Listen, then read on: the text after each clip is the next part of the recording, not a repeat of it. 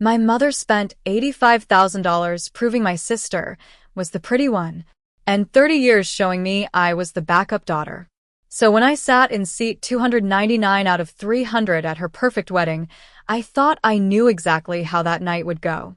Then the best man grabbed the mic, the lights dimmed, and a giant screen behind the happy couple flickered to life. The first image? Not a baby photo. Not a cute engagement picture.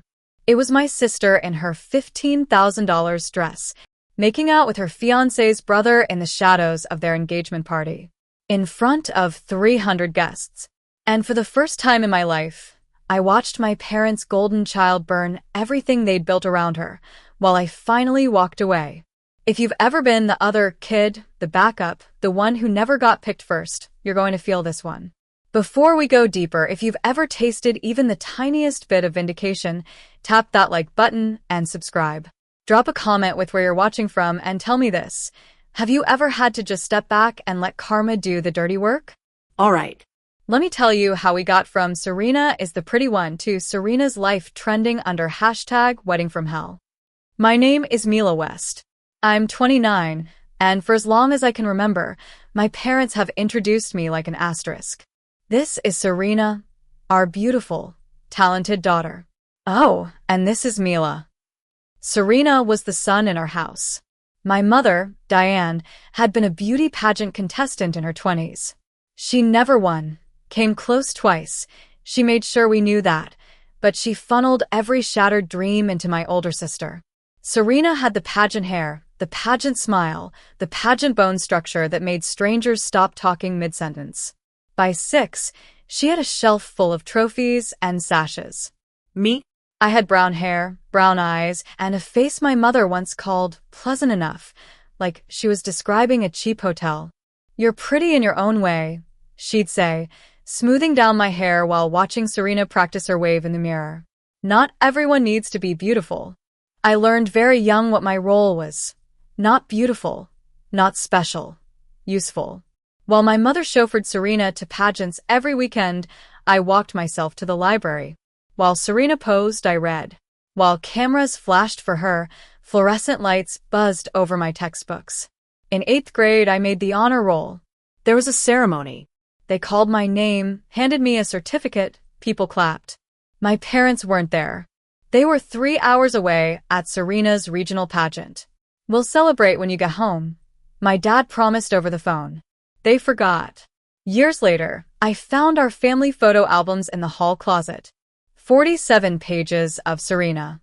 Every pageant, every recital, every milestone documented like she was royalty. 3 pages for me. 1 baby photo. 1 kindergarten pic. 1 middle school graduation shot where half my face was cut off. I counted twice because I thought I'd miss something. I hadn't. I told myself it didn't matter. That I was fine.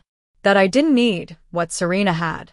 I was 29 before I realized I'd been lying to myself my entire life. 3 years ago, Serena brought Brandon Hayes home. We met him at a charity gala. Serena was there as an influencer, 500,000 followers who watched her put on lipstick and talk about self-care. Brandon was there because his family funded the event. Old money. The kind that whispers instead of shouts. When Serena said his last name at Sunday dinner, my mother literally grabbed the edge of the counter.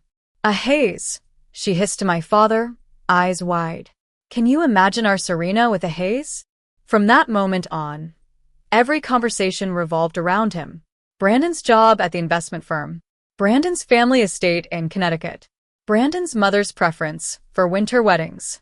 I'd be sitting right there at the table, invisible, while my parents planned Serena's future like generals mapping out a war campaign. "This could change everything for our family," my mom said once. She didn't even bother lowering her voice. I'd been dating Daniel for 2 years at that point. Daniel teaches high school English.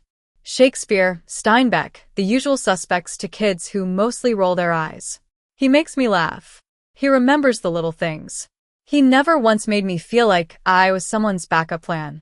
The first time I brought him home, my mother took one look and her smile flickered. "A teacher," she said. "Well, that's nice." "He's brilliant," I said. I'm sure he is, honey. She turned to my father without even finishing the sentence. Did Serena tell you? Brandon's taking her to the Hamptons next weekend. Daniel squeezed my hand under the table. He didn't say anything, but I felt the question pulsing there. Why do you keep trying with them? I didn't have an answer. The first time I noticed Tyler, it felt like a glitch in the Matrix. Tyler was Brandon's younger brother. 28. Fitness trainer. The kind of guy whose biceps have their own Instagram account. Same dark hair as Brandon, same jawline, but his eyes were hungrier. We were at the Hayes estate for the engagement party. Imagine white columns, manicured hedges, and waiters carrying champagne flutes that probably cost more than my rent. Serena was holding court near the champagne fountain, laughing, head tilted just so. Tyler stood across the room, watching her. Not the way you watch your brother's fiancé. The way you watch something you want to devour. When their eyes met, something electric passed between them. Quick, sharp, gone before I could name it. I told myself I was imagining things. Paranoid, jealous. The usual insults I kept handy for my own feelings. An older man with a camera came up beside me. Beautiful party, isn't it? He said. He had kind eyes and gray hair that curled at his temples. Robert Hayes, he introduced himself. Brandon's uncle. Unofficial family photographer. Mila. Serena's sister. Ah, he smiled softly. The one she never talks about. It stung more than it should have. It's that obvious? I asked, trying to laugh. I notice things, he said, tapping his camera. Amazing what a zoom lens can catch these days. Every moment, especially the ones people think nobody sees. He wandered off to take pictures. I should have paid more attention to that comment. That night, Daniel found me sitting stiff on the couch, still in the dress I'd worn to the party. You don't have to keep doing this, he said quietly, pulling me into his arms. Doing what? Trying with them. Letting them treat you like a background character in your own life. They're my family, I said automatically. The words tasted like cardboard. Family doesn't make you feel like you don't exist, Mila. I wanted to argue, to explain that they didn't mean it, that it was just how they were, that Serena really was special. But the truth pressed against my ribs until I felt like I might crack. I keep hoping, I whispered, that one day they'll see me, really see me, the way they see her. And if they never do? He asked. I didn't have an answer. So I made myself a promise instead. I would get through the wedding, smile, clap, survive, and then I would be done. Daniel and I would build a life far away from the shadow of my sister's perfection. 3 months. I just had to survive 3 months. Fate heard me and said, bet. The bridal shower was my first real warning. It was at a boutique hotel, full of Serena's closest friends, influencers and socialites with perfect hair and smiles so sharp they could cut glass. I arrived early to help, which is code for you're not really a guest. Can you arrange the gift table? Serena asked, not looking up from her phone. And make sure the appetizers come out on time. You know how caterers are. Sure, I said. Of course. I'm the organized one, the useful one. By the time I finally sat down with a plate of untouched cucumber sandwiches, one of her friends slid into the chair beside me. You're the sister, right? She asked, looking me up and down. You two look so different. Serena appeared behind her like she'd been summoned. We get that a lot, she said brightly. Mila's my little helper today. She's the organized one in the family. Organized. Not beautiful. Not brilliant. Just the girl who keeps the trains running on time. I'll go check on the appetizers, I muttered, standing up before I said something I couldn't take back. As I walked away, I glanced back.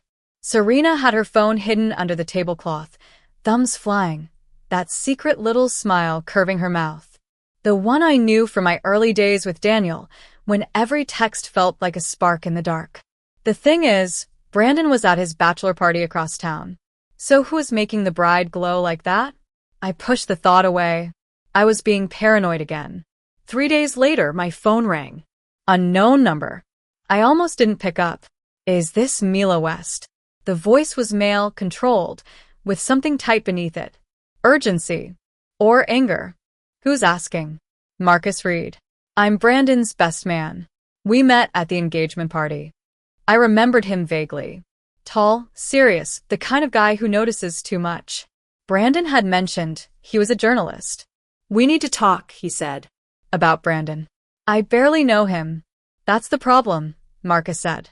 Neither does he. My skin prickled. There's something you need to know. Something about your sister. The room seemed to tilt. What about her? Not over the phone. Can we meet? Somewhere private. Every instinct screamed stay out of it. But another part of me, the part that had stayed quiet for 29 years, sat up and said, no. I want to know. Tomorrow, I heard myself say. 5th and Main. 3 p.m.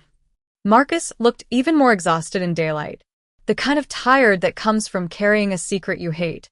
Brandon is one of the most decent people I've ever met, he started, fingers tight around his coffee cup. He believes in honesty. Trust. All that old-school stuff you think people grow out of. I just watched him. I've seen your sister with Tyler, he said finally. The engagement party. A restaurant. Her leaving his apartment at 2 a.m. I thought of Tyler's hungry stare. Serena's hidden smile. That doesn't mean. I have proof, he cut in. Texts. Photos. And now, thanks to Robert, video. My stomach dropped. Why are you telling me? Because Brandon won't listen to me. He thinks I'm overprotective. But you, he studied my face. You grew up with her. If anyone's noticed something off, it's you. I swallowed. The bridal shower. I admitted. Her texting. The way she looked.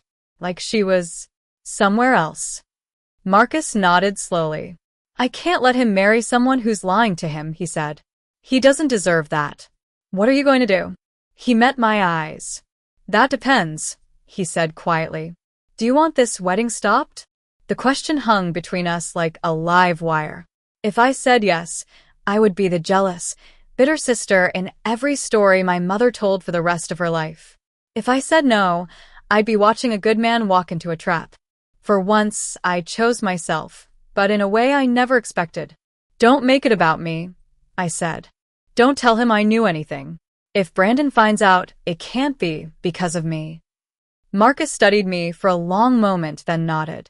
Then I'll do what I have to do, he said. But you're not in this. Not officially. The wedding was 7 days away, and the fuse had been lit. The morning of the wedding dawned gray and humid, like even the sky was bracing itself. Westfield Estate was straight out of a magazine. 12 acres of manicured perfection, a ballroom that could hold 400 people, crystal chandeliers, the whole fairy tale. 300 people were invited. I wasn't one of the important ones. Row 15, seat 23. Seat number 299 out of 300. My parents had spent $85,000 on this day. The dress alone was $15,000, hand-sewn lace, and a train that needed its own zip code. When the string quartet started playing and everyone turned to the doors, Serena appeared on our father's arm like she'd stepped off a bridal catalog cover. My mother was already crying. Isn't she beautiful? Someone whispered behind me. Stunning, another voice answered. Like a princess. At the altar, Brandon's face was wide open, every emotion on display. Love, trust, hope. He had no idea. When they said their vows, to be honest and faithful, I felt a bitter laugh crawl up my throat. Honest. Faithful. Right. They were pronounced husband and wife, and the room exploded into applause. We moved to the reception. The ballroom transformed into a sea of white roses and candlelight. I sat at a table of strangers near the back. No one asked my name. No one cared. My mother took the mic first. Of course she did.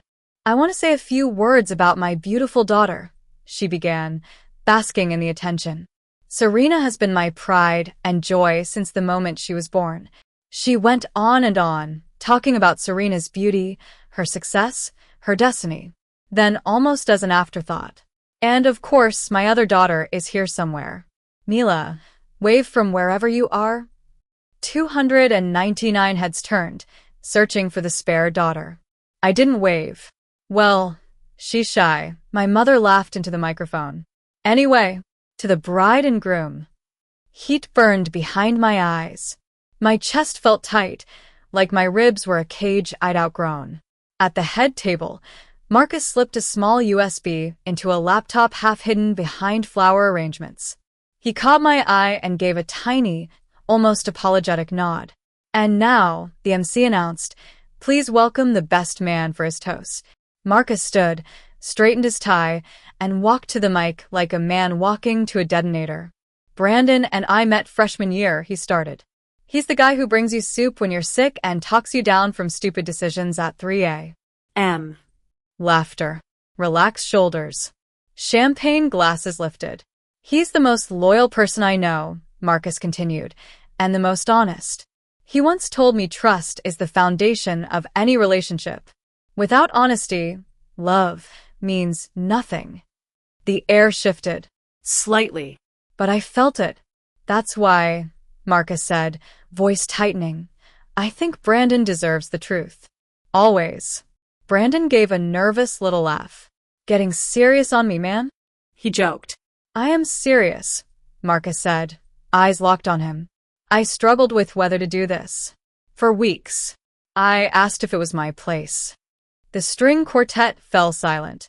My mother's smile froze on her face. But Brandon is my brother, Marcus said. And brothers don't let each other live a lie. He nodded toward the DJ booth. The lights dimmed. The giant screen behind the head table blinked to life. For a split second, I thought it was another slideshow. Then the image sharpened. The Hayes estate. The engagement party. A dim corner behind the hedges. Serena. In a champagne dress. Tyler. Hands in her hair. They were kissing like the world didn't exist. For a moment, the entire ballroom stopped breathing. A champagne glass shattered. Someone choked back a scream. What is this? Brandon's voice cracked. His eyes were glued to the screen, staring at his wife on another man. His brother. The video cut to screenshots of text messages, blown up huge. Tyler, I can't stop thinking about last night. Serena, me neither. When can I see you again? Tyler, this is crazy. He's my brother. Serena, he doesn't have to know. No one has to know.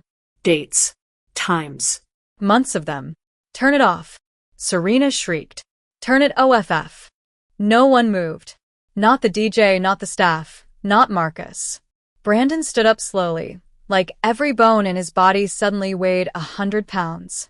Tell me it's fake, he whispered to Serena. Tell me it's edited. Tell me something. Her mouth opened. Closed. No sound came out. And in that silence, 300 people knew exactly what kind of woman had just walked down that aisle in a $15,000 dress.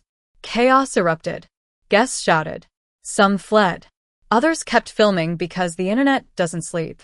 Brandon lunged across the table at Tyler. It took 3 groomsmen to pull him back, but not before his fist connected with Tyler's jaw. My own brother, he yelled, voice raw. My own brother. Tyler stumbled, blood on his lip, hands up. It didn't mean anything, he blurted. Months, Brandon spat. It meant months.